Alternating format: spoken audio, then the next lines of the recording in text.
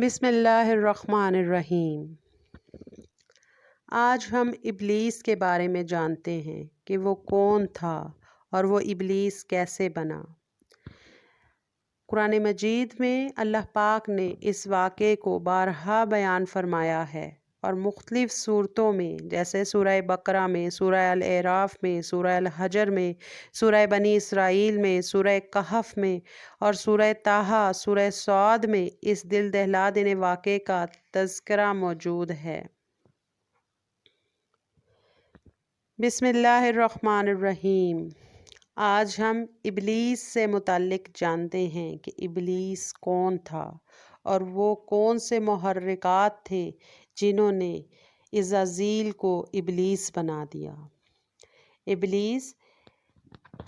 وہ فرشتہ ہے جس نے حضرت آدم علیہ السلام کو سجدہ کرنے سے انکار کیا تھا، جسے ہم شیطان کہتے ہیں۔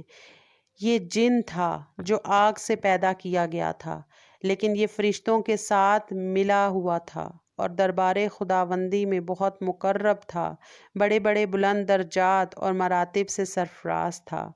حضرت کعب احبار رضی اللہ عنہ بیان کرتے ہیں کہ ابلیس 40,000 برس تک جنت کا خزانچی رہا تھا اور 80,000 سال تک ملائکہ کا ساتھی رہا تھا اور 20,000 سال تک ملائکہ کو درس دیتا رہا تھا اور 30,000 سال تک مقربین کا سردار رہا تھا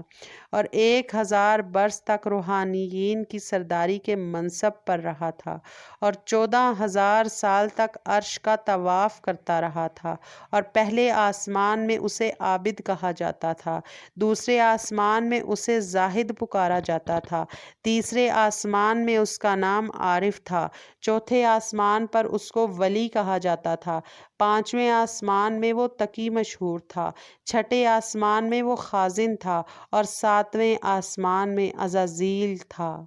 لوح محفوظ میں اس کا نام ابلیس لکھا ہوا تھا اور پھر یہ اپنے انجام تک پہنچ گیا اور ابلیس بن گیا۔ یہ اپنے انجام سے غافل اور خاتمے سے بالکل بے خبر تھا، اسی وجہ سے جب اس کی آزمائش کا لمحہ آیا تو یہ اپنی آزمائش میں ناکام ہو گیا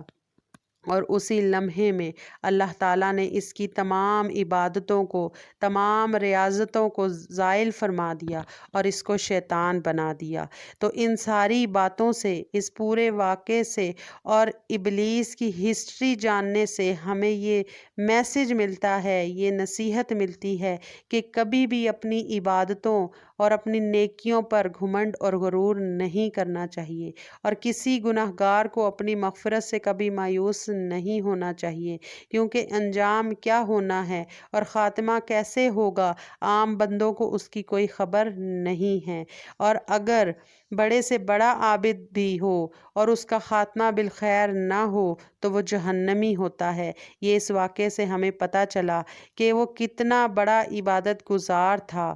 اللہ کا کس قدر مقرب تھا، کیسے کیسے مراتب درجات کے شرف سے سرفراز تھا، مگر انجام کار اس کی ساری عبادتیں غارت اور عقارت ہو گئیں اور دونوں جہان میں ملعون ہو گیا، کیونکہ اس نے اپنی عبادتوں اور اپنی بلندی درجات پر غرور اور تکبر کیا تھا۔